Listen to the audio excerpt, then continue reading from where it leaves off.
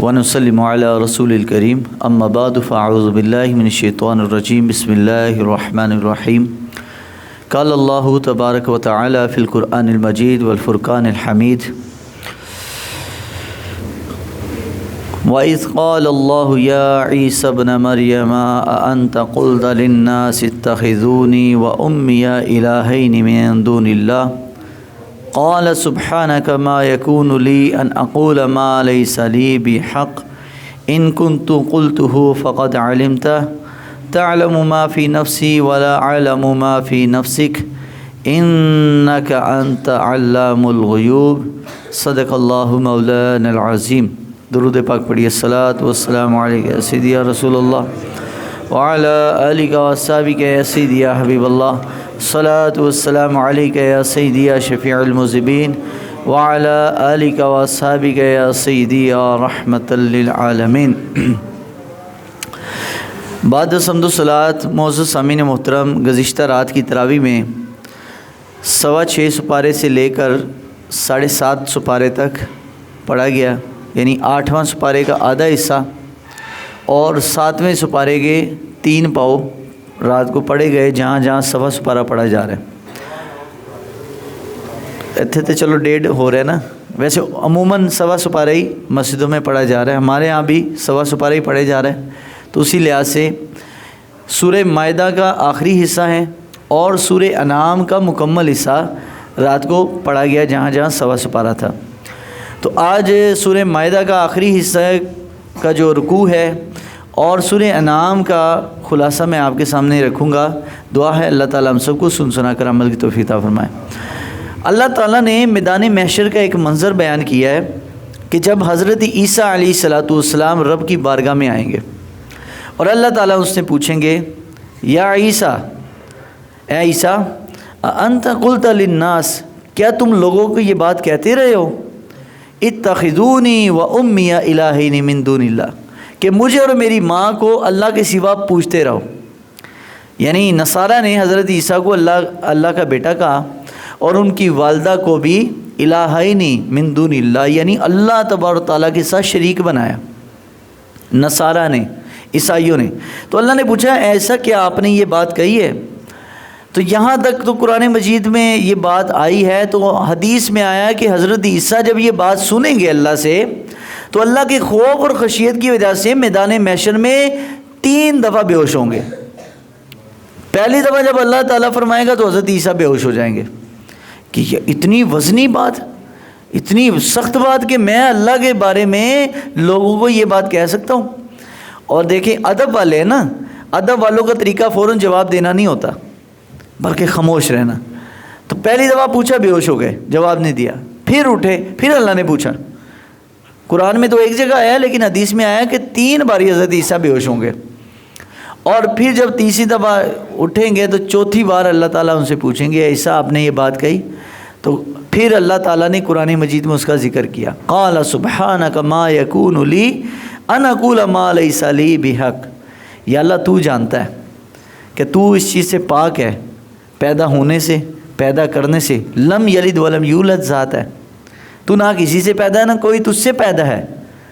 تو یا اللہ تو جانتا ہے، تجھے علم ہے میرے بارے میں، مجھے علم نہیں ہے کہ تو کیا کیا جانتا ہے۔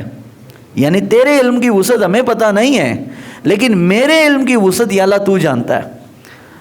اب اسے ایک بات ثابت ہوئی کہ اللہ کا علم اتنا وسیع ہے کہ نبیوں کو بھی رب کے علم کا تعین نہیں ہے، اور نبیوں کے پاس جو علم ہے دنیا کے کسی بندے کو اس کا تعین نہیں ہے کہ اللہ نے نبیوں کو کتنا علم عطا کیا۔ تو اس سے ایک شان واضح ہوگی، اللہ سب سے بڑی عالم الغیب ذات ہے، سب سے سارے غیب کے علم اللہ کو معلوم ہے، اور اللہ کے نبیوں کو کیا معلوم ہے یہ عام مخلوق اس کا ادراک نہیں کر سکتی۔ اس لیے عام مخلوق میں نبی سب سے بڑے عالم، سب سے زیادہ جاننے والے ہوتے ہیں، اور تمام نبیوں سے بڑھ کر جاننے والی ذات اللہ کی ہے۔ یہ ہمیں قرآن مجید بتا رہا ہے۔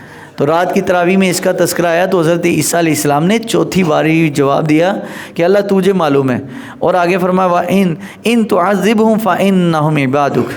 آگے بڑا پیارا جملہ کہا حضرت عیسیٰ نے، یا اللہ اگر تو ہمیں عذاب کرے تو ہم تیرے بندے ہیں. کتنا عاجزی والا جملہ ہے کہ اللہ تو اگر ہمیں جہنم میں پھینکنا چاہے فَإِنَّهُمْ عِبَادُكَ، ہم تیرے بندے ہیں، ہم کیا کر سکتے ہیں؟ تیرے آگے کس کا زور ہے بھائی؟ اللہ کی ذات وہ ہے کہ جس کے آگے کسی کا زور نہیں چلتا.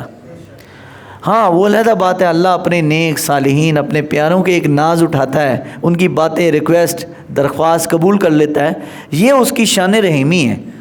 لیکن اللہ تبارک تعالیٰ کسی کا پابند نہیں کہ کوئی اللہ تبارک تعالیٰ کو مجبور کرے. تو حضرت عیسیٰ نے کہا یا اللہ ان تعذبہم، اگر تو ہمیں عذاب کرے فإنہم عبادک، ہم تمہارے بندے ہیں، تو چاہے جہنم میں پھینک دے. وَإِن تغفر لہم، اور یا اللہ اگر تو معاف کر دے نا، اگر تو معاف کر دے فإنک انت العزیز الحکیم، تو بے شک تو ہی غالب حکمت والا ہے، تو معاف کرنے والا، تیرے معاف کرنے سے کیا جاتا ہے جی. عدل کرے تے تھر تھر کنپن اونچیاں شانہ والے، تے فضل کرے تے بخشے جا سم میں ورگے مکالے. اللہ کا کرم ہو جائے تو بڑے سے بڑے گناہ گار کو معاف کر دے، اور اللہ اگر پکڑنے پہ آئے بڑے بڑے نیکوں کو پکڑ لے. تو اس لیے اللہ سے فضل مانگو. صحابہ نے پوچھا نہیں یا رسول اللہ صلی اللہ علیہ وسلم، حضور نے فرمایا کہ قیامت والے دن کوئی بھی بندہ اپنے عمل کے سر پر جنت نہیں جائے گا، کہ بڑی نمازیں پڑھتا تھا، بڑا ذکر و فکر کرتا تھا. تو صحابہ نے پوچھا یا رسول اللہ آپ بھی نہیں؟ اب سرکار کے جواب سن، حضور نے فرمایا ہاں میں بھی نہیں. تو فرمایا یا رسول اللہ آپ نے جنت نہیں جانا؟ فرمایا جائیں گے ضرور، لیکن رب کے فضل سے جائیں گے، اس کے کرم سے جائیں گے، خود ہم جنت نہیں جا سکتے. ہاں جنت میں جو مقامات ہیں نا، یہ جو ہم عمل کرتے ہیں، یہ جو مقامات ہیں ہمارے عمل کے سلے پر ہوں گے. جس کا جتنا عمل، جتنا تقوی، جتنی پرہیزگاری، جتنا اخلاص، جتنا ذکر و فکر زیادہ ہوگا، جنت میں اتنا ہی اعلیٰ منصب ملے گا. اعمال اس لیے شرط ہے، لیکن بنیادی چیز وہ کیا ہے؟ وہ اللہ کا فضل ہے، اللہ جس پر کرم کر دے. تو اللہ تعالیٰ نے پھر فرمایا قال اللہ ھذا الیوم ینفع الصادقین صدقہم، آج وہ دن ہے قیامت کا جب سچے لوگوں کو ان کا سچ بچائے گا. سچے لوگ جو دنیا میں، جن کو حضور نے فرمایا قیامت کے قریب ایک ایسا زمانہ آئے گا لوگ سچوں کو جھوٹا اور جھوٹوں کو سچا ماننے لگیں گے.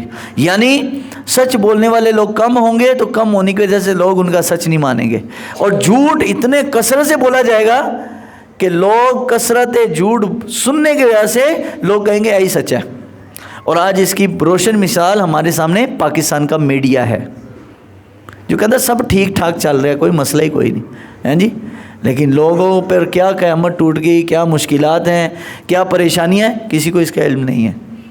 تو اللہ تبارک تعالیٰ فرمایا آج وہ دن ہے جب سچے لوگوں کو کون بچائے گا؟ ان کا سچ بچائے گا. اور لہم جنات تجری من تحتہا الانہار، ان کے لیے جنت ہے جس کے نیچے نہریں چل رہی ہیں، خالدین فیہا ابدا، اور وہ جنت میں ہمیشہ ہمیشہ رہیں گے. رضی اللہ عنہم ورضوان، یہ وہ لوگ ہیں جن سے اللہ بھی راضی ہے اور وہ بھی رب سے راضی ہیں. کتنا عظیم منصب اللہ تعالیٰ کرے گا.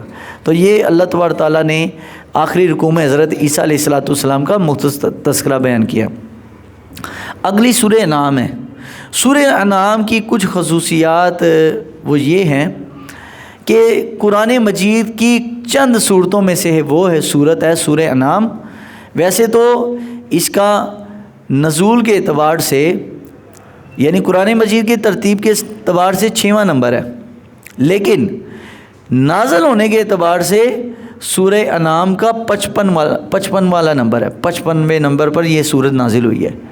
یعنی قرآن مجید کی صورتوں کی جو نمبرنگ ہے نا نازل ہونے کی، وہ ایسا ہوا کہ بعض دفعہ اللہ تبارک تعالیٰ نے کوئی 1-2 آیتیں اتاری ہیں تو پھر بہت سالوں کے بعد اس صورت کی آیتیں نازل ہوئی ہیں. ایسا بھی ہوا ہے، بہت ساری صورتیں ایسی ہیں. یعنی سورہ بقرہ دیکھ لیں، مدینہ منورہ جب حضور تشریف لائے تو اس وقت نازل ہونا شروع ہوئی، لیکن سورہ بقرہ کی وہ آیتیں، سود والی آیتیں سورہ بقرہ کی، وہ نازل ہوئی ہیں آخری 9 ہجری میں جا کے. یعنی آپ اندازہ لگائیں کہ کتنے وقت کے بعد وہ صورتوں کی آیتیں نازل ہوتی تھی. کئی آیتیں شروع میں ہوتے. تو یہ قرآن مجید کی ترتیب کے اعتبار سے جو حضور نے ترتیب لگوائی ہے وہ ہے 6واں نمبر ہے، لیکن نازل ہونے کے اعتبار سے 55واں نمبر ہے. تو یہ وہ واحد صورت ہے جو یک بار نبی صلی اللہ علیہ وسلم پر نازل ہوئی ہے. یعنی پوری صورت اللہ نے ایک باری اتاری ہے آپ صلی اللہ علیہ وسلم کے اوپر. تو اللہ رب العالمین نے اس آیت کے جو پہلا رکوع ہے، کفار کا ایک اعتراض تھا، انہوں نے کہا تھا وَلَوْ نَزَّلْنَا عَلَيْكَ كِتَابًا فِي قِرْطَاسٍ فَلَمَسُوهُ بِأَيْدِيهِمْ لَقَالَ الَّذِينَ كَفَرُوا إِنْ هَٰذَا إِلَّا سِحْرٌ مُّبِينٌ۔ اللہ رب العالمین نے ارشاد فرمایا کہ یہ کافر ایک اعتراض کرتے ہیں، وہ کہتے ہیں ہمارے اوپر پورا ایک دفعہ قرآن کیوں نہیں اترتا، کتاب کی شکل میں ہمارے پاس قرآن آئے تو ہم اس کو کتاب کو ہاتھ بھی لگائیں اور پھر ہم مانیں گے کہ یہ نبی صلی اللہ علیہ وسلم پر نازل ہونے والا قرآن واقعی اللہ کا کلام ہے۔ آپ کو معلوم ہونا چاہیے دور صدیقی تک، ابو بکر صدیق رضی اللہ تعالیٰ کے زمانے تک قرآن مجید کتابی شکل میں نہیں تھا۔ مسلمانوں نے پتھروں کے اوپر، پتھروں کی سلوں کے اوپر، چمڑے کے اوپر، لکڑی کے اوپر یہ قرآن مجید کے کو لفظی جو ہے نا شکل دی ہوئی تھی، ورنہ قرآن مجید زبانی سنا جاتا، سنایا جاتا، اور زبانی سنا کے یاد کیا جاتا۔ یعنی ایک آیت آپ صلی اللہ علیہ وسلم صحابہ کو پڑھاتے، صحابہ کو بار بار وہ اس کی گردان کراتے، بار بار پڑھاتے، جب پکی ہو جاتی پھر اگلی آیت کراتے۔ تو دور ابو بکر صدیق میں یہ قرآن مجید کو کتابی شکل دی گئی۔ تو کافروں نے کہا کہ جس طرح تورات، زبور، انجیل اکٹھی اتری ہیں کتابی شکل میں تو قرآن بھی نازل ہو۔ اب قرآن مجید کتابی شکل میں کیوں نہیں اترا؟ چاہتا تو ایک کتاب کاغذ میں کی صورت میں اللہ تعالیٰ آسمان سے اتار دیتا، لیکن اللہ نے نہیں اتارا۔ اس کی ایک وجہ ہے، تورات، زبور، انجیل جب نازل ہوئی ہے ان لوگوں نے قرآن مجید فرقان حمید کو اپنی جو کتابیں ہیں تورات، زبور، انجیل ہے اس میں چینجنگ کی، اس کا جو نسخے تیار کیے اس کو بدل دیا، ان کے آیات کو مٹا دیا، اور ان کے جو مولوی تھے وہ ان میں سے کوئی ایسا نہیں تھا کہ جو اس کا حافظ ہو۔ آج بھی آپ دیکھ لیں بائبل دنیا میں موجود ہے، عیسائیوں کی کتاب جس کو ہم انجیل کہتے ہیں۔ اب وہ انجیل کا جو اوریجنل نسخے کا پتہ بھی نہیں ہے کہ وہ کہاں پر ہے۔ ہمارے پاس تو الحمدللہ حضرت عثمان غنی کا نسخہ دنیا میں 2 جگہ موجود ہے، ایک رشیا میں موجود ہے، دوسرا استنبول ترکیہ میں موجود ہے، لیکن انجیل کا وہ نسخہ جو آسمان سے کتابی شکل میں اترا وہ دنیا میں موجود نہیں ہے۔ مسلمانوں نے جو کتابی شکل میں قرآن لکھا ہے وہ آج دنیا میں موجود ہے۔ تو اب اس سے ثابت ہوتا ہے کہ قرآن زبانی یاد کر کے سینہ بسینہ پہنچا۔ اگر کتاب میں نہ بھی ہوتا مسلمانوں کو قرآن یاد تھا، لیکن آج دنیا میں ایک بھی نہ انجیل کا کوئی حافظ ہے، نہ تورات کا حافظ ہے، نہ زبور کا کوئی حافظ ہے۔ اور واحد یہ قرآن کی شان ہے، آج کروڑوں حافظ قرآن لاکھوں مسجدوں کے اندر قرآن سن رہے ہیں اور سنا رہے ہیں۔ یہ قرآن مجید کا معجزہ ہے، اور کوئی بھی حافظ ایک آیت کو غلط نہیں پڑھے گا، ایک ہی طریقے سے پڑھتے ہیں سب۔ یہ قرآن مجید کا واضح معجزہ ہے۔ تو انہوں نے کہا یہ ہمارے پاس کتابی شکل میں کیوں نہیں ہوتا؟ تو اللہ تعالیٰ نے اس لیے نازل نہیں کی کیونکہ پہلی کتابیں چینج ہوئی ہیں۔ اللہ تعالیٰ نے پہلے مسلمانوں کو عادی کیا زبانی یاد کرنے کا۔ جب مسلمانوں میں سینکڑوں کی تعداد میں حافظ تیار ہو گئے، حضرت عثمان، اگر وہ ختم نبوت کی جنگ نہ ہوتی تو یہ قرآن مجید کبھی بھی کتابی شکل میں نہ ہوتا۔ وہ تو ڈر ہو پڑ گیا کہ اتنے زیادہ حافظ صحابہ کرام شہید ہو گئے کہ کہیں اگر سارے حافظ ہی شہید ہو گئے تو قرآن کہیں مٹ نہ جائے، تو اس لیے پھر کتابی شکل میں آئے۔ تو جب کتابی شکل میں آئے پھر بھی کافر نہیں مانے قرآن کو، تو اللہ تعالیٰ نے ان کا اعتراض ہی ختم کر دیا۔ اور دوسرا اعتراض یہ تھا ہمارے پاس کوئی نبی فرشتہ نبی بن کر کیوں نہیں آیا؟ نبی صلی اللہ علیہ وسلم ایک انسانی بشری لباس میں آئے تو ایک فرشتہ کیوں نہیں آیا؟ تو پہلے سورہ انعام کے پہلے رکوع میں اللہ نے وہ بھی اعتراض بتایا۔ اللہ نے فرمایا اگر ہم فرشتے کو نبی بنا کر بھیجتے تو بھی انسان کی صورت میں بھیجتے، کیونکہ نبی انسانوں کی رہنمائی کے لیے آتا ہے، فرشتوں کی رہنمائی کے لیے نہیں آتا، کیونکہ نبی نے انسانوں کو انسان بنانا سکھانا تھا۔ انسانوں کو اصل انسان ہی نبی صلی اللہ علیہ وسلم نے بنایا، ورنہ انسانوں کو کیا پتا تھا انسانیت کا۔ تو حضور نے فرمایا میری مثال اس درخت کے نیچے ٹھہرنے والے مسافر کی طرح ہے جو کچھ دیر چھاؤں میں ٹھہرے، آرام کرے اور پھر اپنے اگلے سفر کو چلے جائے۔ فرمایا میں دنیا میں اس مسافر کی طرح ہوں۔ قربان جائیں سرکار کی ذات پر، حضور کچھ دیر کے لیے آئے دنیا میں، اور نبی علیہ الصلوۃ والسلام کچھ دیر کے لیے ٹھہرنے کے بعد انسانوں کو جینے کا ڈھنگ سکھا گئے۔ یہ سرکار کی شان ہے۔ 63 سالہ زندگی اور اس میں 23 سال کا دور نبوت ہے جس میں اعلان نبوت حضور نے کیا۔ 23 سال کے مختصر عرصے میں حضور نے کیسا انقلاب پیدا کر دیا۔ یہ ہمارے سرکار کی شان ہے۔ تو اللہ نے فرمایا اگر کوئی بھی فرشتہ نبی بنا کر بھیجتا تو وہ انسان ہی آتا، وہ فرشتہ بن کر نہ آتا، کیونکہ فرشتوں کو انسان جو ہے نا، فرشتوں کے ساتھ کوئی اٹریکشن نہیں ہے انسان کی، نہ فرشتے کے ساتھ انسان مل سکتا ہے۔ اب دیکھیں نا، لیلۃ القدر میں فرشتوں کی ملاقات ہوتی ہے انسانوں سے، لیکن انسانوں کو نہیں پتہ چلتا۔ لیلۃ القدر میں انسان ملتے ہیں، فرشتوں کو ملاقات ہوتی ہے، لیکن نہیں پتہ چلتا۔ فرشتے مصافحہ کرتے ہیں انسانوں سے، وہ لوگ کہ جن کو لیلۃ القدر کی رات ملتی ہے ان سے فرشتے مصافحہ کرتے ہیں، لیکن کبھی کسی نے سنا ہے کہ میں نے فرشتے سے مصافحہ کی ہے؟ کیونکہ پتہ ہی نہیں چلتا۔ تو اللہ نے جب بھی کسی بھی نبی کو بھیجا، وہ اگر فرشتے کو بھیجتا تو بھی انسان بنا کر بھیجتا۔ اور اگلی آیت میں اللہ تبارک تعالیٰ نے بڑا اہم پوائنٹ بیان کیا ہے۔ آج پوری سورہ انعام میں میں نے گنتی کے 3 سے 4 باتیں آپ کو سمجھانی ہے، بڑی اہم۔ دوسرا اعتراض، اللہ تبارک تعالیٰ نے نبی صلی اللہ علیہ وسلم جب مدینہ تشریف لائے نا، تو مدینہ میں یہودی بڑے زیادہ تھے۔ یہودیوں نے کہا بھائی کہ پہلے تو حضور کی آمد سے پہلے یہودی سرکار کے وسیلے سے دعا مانگتے تھے کہ اللہ وہ جو آخری نبی آئیں گے نا، اس کی برکت سے ہمیں فتح نصیب کر دے، اس کی برکت سے بارش نصیب کر دے، اس کی برکت سے ہماری یہ مصیبت دور کر دے، اس کی مصیبت سے یہ دور کر دے۔ پہلے سرکار کی برکت سے دعا مانگتے رہے۔ جب حضور مدینہ تشریف لے آئے تو سرکار کو دیکھ کر کہنے لگے نہیں نہیں نہیں، یہ وہ نبی نہیں ہے جن کے بارے میں ہم کہا کرتے تھے۔ لیکن حضرت عبداللہ ابن سلام رضی اللہ تعالیٰ عنہ یہودیوں کے بہت بڑے عالم تھے۔ رحمت عالم صلی اللہ علیہ وسلم کے چہرے مبارک کو دیکھا، دیکھتے ساتھ ہی حضرت عبداللہ بن سلام جو پہلے یہودیوں کے عالم تھے، سرکار کو دیکھتے ہی پڑھ منہ سے زبان سے لفظ نکلے، اشہد اللہ الہ الا اللہ واشہد ان محمد عبدہ ورسولہ، حضور کا کلمہ پڑھ لیا۔ اب حضور علیہ الصلوۃ والسلام نے کچھ یہودیوں کو بلایا اور یہودیوں کو بلا کر بولا بھائی تمہاری کتابوں میں میرا ذکر ہے نا؟ ان کا نہیں نہیں نہیں، آپ کا تو ذکر ہی کوئی نہیں۔ نبی علیہ السلام فرمایا اچھا نہیں ہے۔ حضرت عبداللہ بن سلام کو سائڈ پہ چھپایا ہوا تھا، ان کو بلایا، فرمایا بتاؤ ان کو ذرا۔ انہوں نے فرمایا کہ دیکھو یہ وہ نبی نہیں ہے جن کے بارے میں تم کہا کرتے تھے کہ جن کے چہرے کو دیکھ کر کوئی بندہ یہ سوچ بھی نہیں سکے گا کہ یہ نبی صلی اللہ علیہ وسلم جو بھی کہہ رہے ہیں وہ سچ کہہ رہے ہیں، یہ جھوٹ کبھی بول ہی نہیں سکتے۔ حضور کا چہرہ ہی ایسا تھا۔ تو فرمایا میں حضور کے صرف چہرے کو دیکھ کر ایمان لایا ہوں، مجھے سرکار نے کوئی تبلیغ نہیں کی۔ تو اللہ تعالیٰ نے فرمایا الذین آتیناہم الکتاب یعرفونہ کما یعرفون ابناءہم، اللہ نے فرمایا یہ یہودی اور یہ عیسائی نبی صلی اللہ علیہ وسلم کو ایسے پہچانتے ہیں جس طرح باپ اپنے بیٹے کی پہچان رکھتا ہے، بیٹے کی آواز کو سمجھتا ہے، بیٹے کی عادتوں کو جانتا ہے۔ یہ یہودی عالم اپنی کتابوں میں نبی صلی اللہ علیہ وسلم کی اتنی شانیں پڑھ چکے ہیں، یا صلی اللہ علیہ وسلم کی ایک ایک ادا کو جانتے بھی ہیں لیکن جان بوجھ کے ایمان نہیں لاتے۔ اللہ نے فرمایا ان کو سب پتہ ہے۔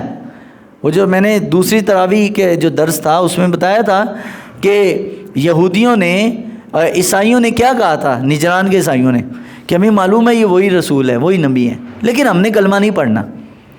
تو رب العالمین نے یہ سورہ انعام کے اندر اللہ تبارک تعالیٰ نے اسی چیز کا تذکرہ کیا کہ نبی پاک صلی اللہ علیہ وسلم کو یہودی بھی جانتے ہیں، عیسائی بھی جانتے ہیں، لیکن کلمہ نہیں پڑھتے سرکار کا، حضور علیہ الصلوۃ والسلام پر ایمان نہیں لاتے، رحمت عالم صلی اللہ علیہ وسلم کو مانتے نہیں ہیں۔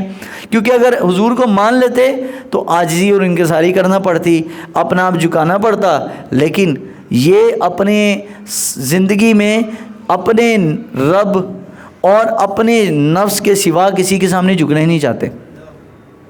اللہ تعالیٰ عاجزی کی بھی جو دولت ہے نا وہ ہر کسی کو نہیں دیتا۔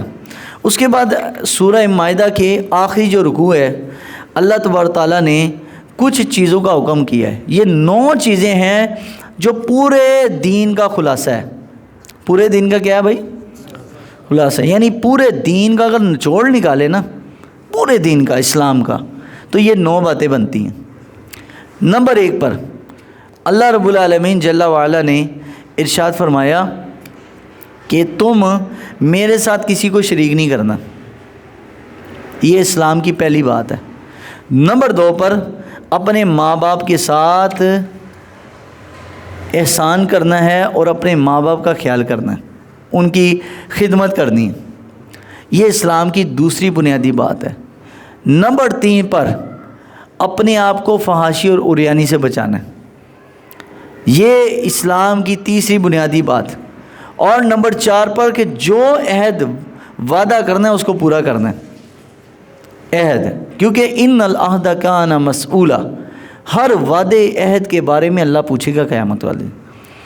اور انصاف کے معاملے میں چاہے وہ اپنا ہو بیگانہ ہو، انصاف کا دامن نہیں چھوڑنا، انصاف کے ساتھ کام لینا ہے، اپنی غلطی ہو تو تسلیم کرنی ہے، اپنے آپ کو پیش کر دینا ہے۔ یہ اسلام کی وہ خوبیاں تھی جس کی وجہ سے غیر مسلم بھی وہ اسلام کے دائرے میں داخل ہوئے۔ جب حضرت عمر نے ملک شام فتح کیا نا، تو ملک شام کے علاقے میں عیسائی بہت زیادہ رہتے تھے، اکثر عیسائی تھے۔ تو حضرت ابو عبیدہ بن الجراح کو وہاں کا گورنر بنا دیا۔ تو ایک مرتبہ ایسا ہوا کہ رومن امپائر جو اس زمانے کی بہت بڑی سپر پاور تھی، سلطنت روم، اس کے ساتھ مسلمانوں کی ایک جنگ ہونی تھی۔ حضرت عمر کو خط لکھا کہ جی ہمیں تو بہت سارے بندے چاہیے لڑنے کے لیے۔ حضرت عمر نے فرمایا ٹھیک ہے، اپنے علاقے کے سارے بندے نکالو، اور جتنے علاقے میں آپ کے فوجی مسلمان ہیں ان سب کو اپنے اپنے علاقوں سے نکال کر میدان جنگ میں لے آؤ۔ تو وہ کہنے لگے کہ ہم نے تو عیسائیوں سے معاہدہ کس چیز کا کیا ہے؟ کہا جی عیسائیوں سے معاہدہ کیا ہے، ہم اس کے مال کی حفاظت کریں گے، ان کی جان کی حفاظت کریں گے، ان کے گھر بار کی حفاظت کریں گے۔ تو کہا جب ساری فوج ہی لڑنے چلے جائے گی تو پھر ان غیر مسلموں کے مال و جان کی حفاظت کی ذمہ داری کا وعدہ تو پورا نہیں ہوگا۔ تو فرمایا ابو عبیدہ بن الجراح نے خط میں لکھا حضرت عمر کو، فرمایا یا امیر المومنین، ہمیں چاہیے کہ ہم نے ان سے جو پورے سال کا ٹیکس لیا ہے نا، ان سے جو جزیہ لیا ہے عیسائیوں سے، کہ ہم ان کی عبادت گاہ کا تحفظ کریں گے، ان کی مال جان کا، ان کی آبادیوں کا تحفظ کریں گے، اس سال ہم ان کا تحفظ نہیں کر پائیں گے، ہم نے جنگ کے لیے جانا ہے۔ تو لہٰذا چاہیے یہ کہ آپ ان کا سارا ٹیکس جو پورے سال کا ٹیکس لیا ہے وہ واپس کریں۔ حضرت عمر نے فرمایا بات تو تمہاری ٹھیک ہے، جب ہم اپنا وعدہ ہی نہیں پورا کر سکتے تو ہمیں ان سے وہ جزیہ اور ٹیکس لینے کا بھی حق نہیں بنتا۔ کتنا پیارا نظام ہے اسلام کا، کہ اسلام کہتا ہے کہ جب تم اپنی عوام کی خدمت نہیں کر سکتے تو پھر ان حکمرانوں کو ٹیکس لینے کا بھی حق، میں نہیں کہہ رہا، حضرت عمر نے کہا۔ حضرت عمر نے فوری اس سال کا ٹیکس عیسائیوں کو واپس کیا۔ مسلمان جنگلی جا رہے، پیچھے عیسائی دعائیں کر رہے کہ یا اللہ ان مسلمانوں نے ہمارا خیال کیا، ہمارا حق واپس کیا، ہمارے حقوق کا خیال کیا، ان کو عیسائیوں کے مقابلے میں جب تو جنگ کے لیے بھیجے گا تو عیسائیوں کے مقابلے میں مسلمانوں کی مدد کر۔ او بھائی لڑ کس سے رہے تھے؟ عیسائیوں سے، سلطنت روم عیسائیوں کی حکومت، اور دعا کون کر رہے ہیں؟ عیسائی۔ تو حضرت کسی نے پوچھا عیسائیوں سے، ہوئے اور تسی مسلمانوں سے دعا کر رہے ہو کیوں؟ انہوں نے کہا جی ہم جب تک سلطنت روم کے تحت رہتے تھے، یہ تو جب اسلام آیا جہاد کی وجہ سے مسلمانوں نے علاقہ فتح کیا، ہم مسلمانوں کے ماتحت آ گئے، تو ہم مسلمانوں کو اب ٹیکس دیتے ہیں، اب دعا بھی مسلمانوں کے لیے کرتے ہیں کہ یہ اتنے انصاف پسند ہیں کہ یہ ہمارا 1 روپیہ بھی اپنے پاس رکھنا گوارا نہیں کرتے اگر اپنے وعدہ پورا نہیں کرتے تو۔ یہ وہ زمانے میں معزز تھے مسلمان ہو کر، آج تم خاک ہوئے تارک قرآن ہو کر۔ آج ہم جو ذلیل ہو رہے ہیں نا، وجہ یہ ہے کہ ہم نے دین کو چھوڑ دیا ہے۔ تو اسلام کی بنیادی تعلیمات میں سے یہ ہے کہ آپ اپنا عہد پورا کریں، انصاف کے ساتھ کام لیں، کسی کے ساتھ اوپر ظلم و زیادتی نہ کریں۔ یہ اسلام کی وہ بنیادی باتیں ہیں جس کو دیکھ کر غیروں نے بھی کلمہ پڑھ لیا، اور وہ غیر بھی مسلمانوں کے طرز عمل کو دیکھ کر مسلمان ہو گئے۔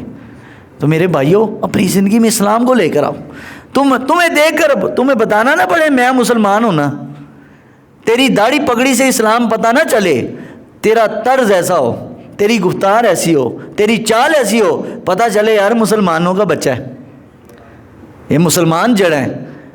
یہ کہ بھائی جناب ہے مسلمان ہے جی، اور سر پہ ٹوپی بھی رکھی ہو، داڑھی بھی رکھی ہو، اور طرز عمل اور گفتار اور چال ساری غیروں والی، تو پھر تمہارے اس کا نماز کا، داڑھی پگڑی اور سر پہ ٹوپی کا ہمارے کیا فائدہ؟ آپ کے کردار بتائے کہ آپ مسلمان ہیں۔ تو یہ اسلام کی وہ بنیادی باتیں جو سورہ انعام میں اللہ نے بتائی ہے کہ اسلام کے یہ سارا نچوڑ ہے اسلام کا، ہمارے دین کا سارا خلاصہ ان باتوں میں، کسی کے ساتھ زیادتی نہ ہو، بلکہ اپنی غلطیاں اپنے آپ کو احتساب کے لیے پیش کر دو۔ اللہ تبارک تعالیٰ کی بارگاہ میں دعا ہے، اللہ تعالیٰ ہمیں عمل کی توفیق عطا فرمائے۔